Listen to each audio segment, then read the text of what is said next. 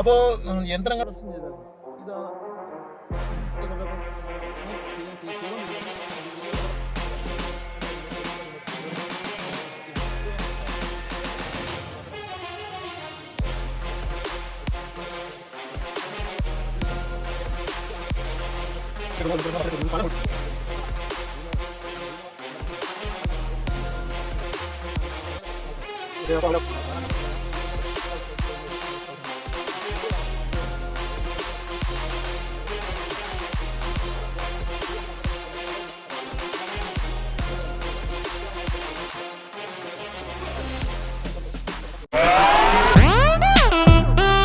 Hello, ഇങ്ങോട്ട് നോക്കിക്കേ. ഞാനിവിടെയാണ്, ഇപ്പോൾ എറണാകുളത്താണേ.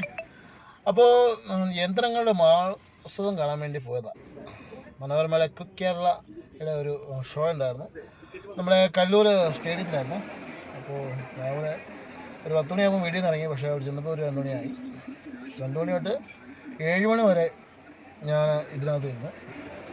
നല്ലൊരു എക്സ്പീരിയൻസ് ആയിരുന്നു കേട്ടോ. എന്ന് വെച്ചാൽ നമ്മൾ ഒരു പുതിയൊരു സംരംഭം ആകാൻ ആഗ്രഹിക്കുന്ന ഒരു ബിസിനസ്സിന് വേണ്ടി ഒരു പുതിയ ഐഡിയ, അതുപോലെ ഇത്തരം യന്ത്രങ്ങൾ ഒക്കെ നമ്മൾ ഇൻസ്റ്റാഗ്രാമിലൂടെയും യൂട്യൂബിലൂടെയൊക്കെ കാണുന്ന പോലെ നമ്മൾ ലൈവായിട്ട് കാണാനും, അതുപോലെ ലൈവായിട്ട് സംശയങ്ങൾ ചോദിക്കാനും ഒക്കെ ഉള്ള ഒരു നല്ലൊരു വേദി എന്നല്ല, ഒരു നല്ലൊരു പ്ലാറ്റ്ഫോമായിരുന്നു കേട്ടോ. അപ്പോൾ അതിൽ 1-2 ചെറിയ സ്റ്റാളുകളാണ് സ്റ്റേറ്റ് ബാങ്കിൽ. അതുപോലെ ഇതൊന്നുമില്ല, ഇത് പക്ഷേ ഓരോ കമ്പനി ഇൻട്രൊഡക്ഷൻ ചെയ്തേക്കണം. ഇതാണ് ആദ്യത്തെ നമ്മുടെ മെഷീൻ, സ്റ്റിക്കർ ഉണ്ടാക്കുന്നത്. സ്റ്റിക്കർ നമ്മൾ കണ്ടിട്ടുണ്ട്. ഇത് മെയിനായിട്ട് ഫ്ലക്സൊക്കെ ചെയ്യാൻ താല്പര്യമുള്ളവർ, പ്രിൻറ്റിങ് ഒക്കെ ചെയ്യാൻ താല്പര്യമുള്ളവർ, അല്ലെങ്കിൽ അത് പുതിയ സംരംഭം എങ്ങനെ ചെയ്തുകൊണ്ടിരിക്കുന്നവർക്ക് പുതിയ ടെക്നോളജിക്ക് ഇൻട്രൊഡക്ഷൻ ചെയ്യുന്നവർ ഒരു ഇതുപോലെ ഇപ്പം എന്നെ സംബന്ധിച്ച് എല്ലാ കൂട്ടവും ഉണങ്ങി, അത് ഏത് സംഭവം, എന്ത് ഭക്ഷ്യവസ്തുക്കളും നമുക്ക് ഉണങ്ങിയിട്ട് അത് വെള്ളത്തിലിട്ട് പൂർണ്ണ രൂപത്തിലാകുമല്ലോ. അത് ചെറുപയറുണ്ട്, അത് വെള്ളത്തിലിട്ടപ്പോൾ പൂർണ്ണ രൂപത്തിലാകുന്ന പുതിയൊരു സംരംഭത്തിന് വേണ്ടി അവർ ഇൻട്രൊഡക്ഷൻ ചെയ്യുന്ന മെഷീനാണ് അത് കാണിക്കുന്നത്. എന്ന് വെച്ചാൽ നമ്മളിപ്പം ഒരു യാത്രയ്ക്ക് പോകുക, അല്ലെങ്കിൽ എന്തെങ്കിലും പറഞ്ഞു നമ്മളിത് ട്രൈ ആയിട്ട് കൊണ്ടുപോയിട്ട് വെള്ളത്തിലിട്ട് പെട്ടെന്ന് തന്നെ. ഇത് വേറൊരു ട്രൈ മെഷീനാണ്. ഈ കൊപ്രയൊക്കെ തേങ്ങയൊക്കെ ആയിട്ട് ഉണങ്ങാൻ വേണ്ടി ഉപയോഗിക്കുന്നൊരു മെഷീനാണ്. അതുപോലെ ഇത് വ്യത്യസ്ത തരത്തിലുള്ള പാക്ക് ചെയ്യുന്ന മെഷീൻ, സിപ്പപ്പ്, ഐസ്ക്രീം, ഒരു മെഷീനാണ് ഇത് പറഞ്ഞാൽ നമ്മളെ മുളക് പൊടി, മഞ്ഞപ്പൊടി, മല്ലിപ്പൊടി എങ്ങനെ ഉണക്കി പൊടിച്ച് അത് വറുത്ത് എങ്ങനെ പാക്ക് ചെയ്യാം എന്ന് കാണിക്കുന്ന ഒരു മെഷീനാണ്. അത് ആ കമ്പനിയുടെ എംബ്ലമൊക്കെ കാണിക്കുന്ന എല്ലാം അങ്ങനെ ഉണ്ടോ, കമ്പനി എംബ്ലം. ഈ കമ്പനി മാത്രമല്ല, ഒത്തിരി കമ്പനിയുണ്ട്, പല കമ്പനിയുണ്ട്, പല സൈസ്, പല മോഡൽ, പുതിയ മോഡൽ. അപ്പോൾ ഇത് ഇങ്ങനെ എന്താ പറയുക, അച്ചാർ, അത് ഫിഷ് അച്ചാറാണെന്ന് തോന്നുന്നു. അപ്പം ഒരു ഇത്ര ഗ്രാം ഫിഷ് അച്ചാർ എങ്ങനെ ഇത് പാക്കിങ് ചെയ്യുന്ന കാണിക്കുന്ന ഒരു വീഡിയോ ആണ്. ഓൾറെഡി അച്ചാറുണ്ടാക്കി അതൊരു അളവ് എടുത്തിട്ട് അതെങ്ങനെ കവറിനകത്ത്, ഇതൊക്കെ ചെറിയ എന്താ കുടിൽ വ്യവസായക്കാർക്ക് ചെയ്യാൻ പറ്റുന്ന, വലിയ കാശുകൾക്കില്ലാതെ ചെയ്യാൻ പറ്റുന്ന മെഷീനുകളാണ് ഇതെല്ലാം നമ്മൾ പരിചയപ്പെടുത്തുന്ന. അത് പാക്ക് ചെയ്യുന്നതും അത് എന്താ സംസ്കരിക്കുന്നതും ഒക്കെ ചെറുതും വലുതുമായ മെഷീനുകൾ, എല്ലാ ടൈപ്പ് മെഷീനുകളും ഉണ്ട്.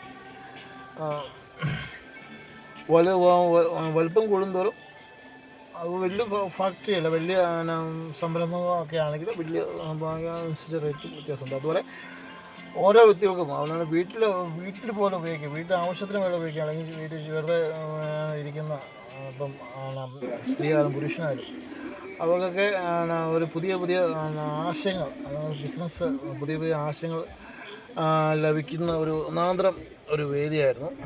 പ്ലാറ്റ്ഫോമായിരുന്നു. ഇത് മെയിനായിട്ട് മല്ലിയപ്പം അത് വറുക്കുന്നത്, മെയിനായിട്ട് അരി എങ്ങനെ വറുക്കുന്നു, അത് എങ്ങനെ വറുത്ത് പൊടിച്ച്, പിന്നെ അത് ഇപ്പം ഞാൻ കണ്ടത് ഈ പീനിങ്ങിൻ്റെ സംഭവമാണ്. ഇതാണ് വേറെ എനിക്ക് ഏറ്റവും ഒരു ഇമ്പോർട്ടൻ്റ് ആയിരുന്നു. ഇത് കൊപ്ര, അതായത് 1 മണിക്കൂർ 25 ലിറ്റർ കിട്ടുന്നു, 1 മണിക്കൂറിന് 10 ലിറ്റർ കിട്ടുന്നു. അങ്ങനെ പല മുഴുപ്പുള്ള ലൈവായിട്ട് വെളിച്ചെണ്ണ കൊടുക്കാൻ പറ്റുന്നു. ഇപ്പോൾ ഒരു പുതിയ ട്രെൻഡ് ഇറങ്ങിയിട്ടുണ്ട്. ഇപ്പം ഇപ്പം ഉപയോഗിക്കുന്ന വെളിച്ചെണ്ണ ഒറിജിനലാണെന്ന് അറിയാൻ വേണ്ടി. ഇതെന്ന് പറഞ്ഞാൽ പല കമ്പനിയുടെ ലൈറ്റിൻ്റെ സെറ്റപ്പ്, അത് ഈ നമ്മുടെ കമ്പനികളുണ്ടെങ്കിൽ അവർ ഡിസൈൻ ചെയ്ത് നമുക്കിങ്ങനെ ചെയ്ത് തരുന്ന ഒരു. പിന്നെ ഈ കൊപ്ര എണ്ണ എടുക്കുന്ന ഈ മെഷീൻ കാണാൻ എനിക്ക് വലിയ താല്പര്യമുണ്ടായിരുന്നു. ഉഴുന്ന് വട കാണാൻ, അങ്ങനെ ഉഴുന്ന് വട ഉണ്ടാക്കുന്ന മെഷീനാണത്. ആദ്യം കാണിച്ചതാണ് അത്. പിന്നെ സംഭവം എപ്പോഴും കാണിച്ചുകൊണ്ടിരിക്കാൻ പറ്റില്ലല്ലോ, പക്ഷേ എണ്ണയുടെയൊക്കെ ഇപ്പോൾ അവർ കാണിക്കുന്നുണ്ടായിരുന്നു. ഇതേതാ, പിന്നെ പല ടൈപ്പ് ഒത്തിരി. ഇത് ഈ എല്ലാ മെഷീനും ഇപ്പോൾ ഈ ഉഴുന്നുവടയുടെയൊക്കെ എന്ന് വെച്ചാൽ 1 മണിക്കൂർ 1000 ഉണ്ടാക്കുന്നു, 1 മണിക്കൂർ 300 ഉണ്ടാക്കുന്നു ഒക്കെ ഉണ്ട്.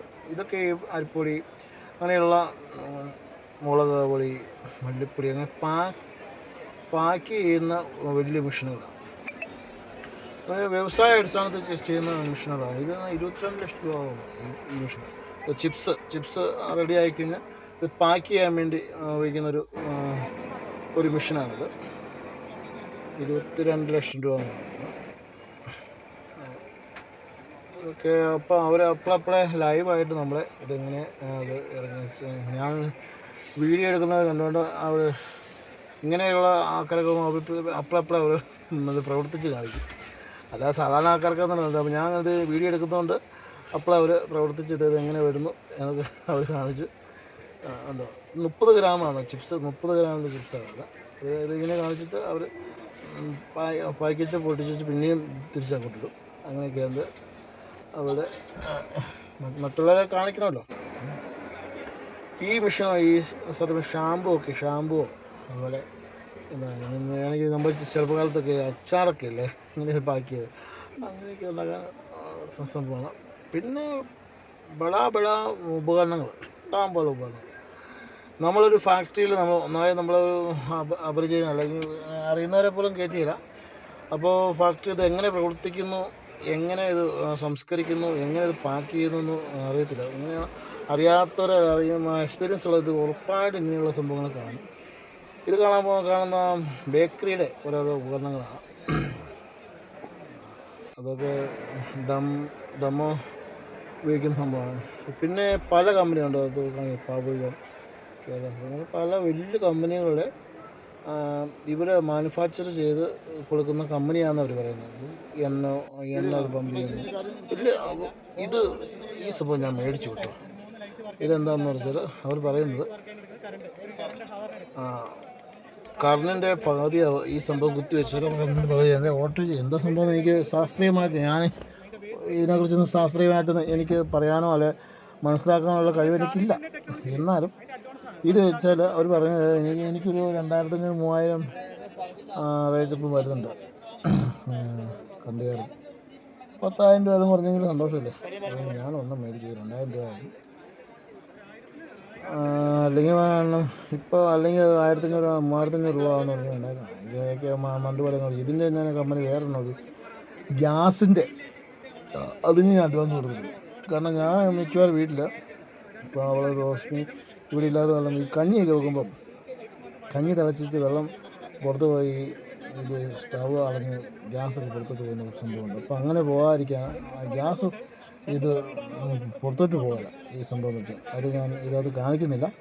എന്നാലും ഞാൻ ഇവിടെ കമ്പനി തന്നെ ആയതുകൊണ്ട് അത് എടുത്ത് ഞാൻ പറഞ്ഞെന്ന് മാത്രമേ ഉള്ളൂ. ഏകാലം 500 രൂപ കൊടുത്ത് ഓർഡർ ചെയ്തിട്ടുണ്ട്. എല്ലാം ഒരുമിച്ച് പൈസ നടക്കാനുള്ള കപ്പാസിറ്റി അപ്പോൾ ഇല്ലായിരുന്നു. പിന്നെ ഒരു മസാജ് മെഷീനും കൂടെ ഓർഡർ ചെയ്തിട്ടുണ്ട്. അപ്പോൾ പിന്നെ ഇത് പിന്നെ ഗ്യാസിൽ നിന്നും അപകടത്തിൽ നിന്നൊക്കെ സംരക്ഷിക്കാനൊക്കെ ഉള്ള ഒരു മെഷീനത്. ഇതൊക്കെ ബൾക്കായിട്ട് ചിപ്സ് അതുപോലെ സവോളയൊക്കെ പെട്ടെന്ന് അരിയാനുള്ളത്, അതുപോലെ പച്ചക്കറിയൊക്കെ പെട്ടെന്ന് അരിയാനുള്ളത്. ഈ വലിയ ഹോട്ടലുകളും കേറ്ററിങ് അതുപോലെ ചിപ്സൊക്കെ മേക്ക് ചെയ്യുന്ന ആൾക്കാർക്ക് ഏറ്റവും എളുപ്പത്തിൽ ഉണ്ടാകും. ഇപ്പം പിന്നെ ചിപ്സ് അത് റൗണ്ടിലായാലും നീളത്തിലായാലും ഏത് രീതിയിലാണ് ഉണ്ടാക്കാനും അതൊക്കെയുള്ള മെഷീൻ. ഇതെന്ന് പറഞ്ഞാൽ ഐസ്ക്രീം ബേക്കറിയുടെ ഐറ്റംസാണ്. ഐസ്ക്രീമൊക്കെ ലൈവായിട്ട് ഉണ്ടാക്കി കൊടുക്കുന്ന ജ്യൂസ്, എപ്പോഴും പ്രവർത്തിക്കുന്ന ജ്യൂസ്. ഈ കമ്പനിയുടെ പ്രത്യേകത എന്ന് പറഞ്ഞാൽ എല്ലാ ടൈപ്പും ഉപകരണം അവരുടേതാണ്. എന്തൊക്കെ എല്ലാത്തിൻ്റെ ഓരോന്നിനും റേറ്റ് എല്ലാം അവർ എഴുതി വെച്ചിട്ടുണ്ട്. ഇടിയപ്പം ഉണ്ടാക്കുന്നത്, ഇഡ്ഡലി ഉണ്ടാക്കുന്നത്, വട ഉണ്ടാക്കുന്നത്, കരിമ്പ് ജ്യൂസ് ഉണ്ടാക്കുന്നത്, അങ്ങനെ ഉണ്ട്. ഇടിയപ്പം ഉണ്ടാക്കുന്നുണ്ട്, കരിമ്പ് ജ്യൂസ് ഉണ്ടാക്കുന്നുണ്ട്. പല ടൈപ്പ് ഏത് മോഡലും എല്ലാത്തിനും ഒരു സോസ്, ഒരു ഉപായം. ഇതൊക്കെ കോയമ്പത്തൂരാണ് എൻ്റെ മെയിൻ ഫാക്ടറി വെച്ചിട്ടുണ്ട്. അപ്പം ജ്യൂസ് മേക്കർ കാലഘട്ടമല്ലല്ലോ. പിന്നെ ചെറിയ ഇതെല്ലാം വലിയ ഉപകരണങ്ങളല്ല, ചെറിയ ഉപകരണങ്ങളുണ്ട്. നമ്മൾ പുല്ല് വ്യവസായത്തിനൊക്കെ ചെയ്യാൻ പറ്റുന്ന രീതിയിലുള്ള വലിയ ചെറിയ ഉപകരണങ്ങളാണ് ചിപ്സിൻ്റെ ഉണ്ട്. നീളന അരിയുന്ന ഓട്ടത്തിലുള്ള ഉണ്ടാക്കുക, പല രീതിയിലുള്ള. സമയം പോയി 7 മണി കഴിഞ്ഞ് ഞാൻ ഓടിപ്പിടിച്ചത്. സ്നാക്സൊക്കെ കഴിച്ച് ഓടിപ്പിടിച്ച് ഞാൻ മെട്രോ ട്രെയിൻ വന്നു. കാരണം 8 മണിക്കൊരു KSRTC ബസ്സുണ്ട് പാലായിക്ക്. അപ്പോൾ ആ ബസ്സിൽ കയറി പോകാൻ വേണ്ടിയാണ് ഞാൻ ഓടിപ്പിടിച്ച് ചെന്നത്. പക്ഷേ ആ ബസ് ഞാൻ 8:30 വരെ നോക്കി വന്നില്ല. ഞാൻ പിന്നെ കോട്ടയം ബസ്സിൽ കയറി ഏറ്റുമാനൂർ വന്നപ്പം ഇതാ കുറേ പാലാബസ് വന്നു. പിന്നെ ആ പാലാബസ്സിൽ കയറി ഞാൻ സ്കൂട്ടർ വെച്ചിട്ടുണ്ടായിരുന്നു. അപ്പോൾ ഇതെല്ലാം പിന്നെ മെട്രോയിലാകുവാണ്. അപ്പോൾ ഈ വീഡിയോ ഇഷ്ടപ്പെടുന്ന ലൈക്ക് ചെയ്യുക, ഷെയർ ചെയ്യുക, സബ്സ്ക്രൈബ്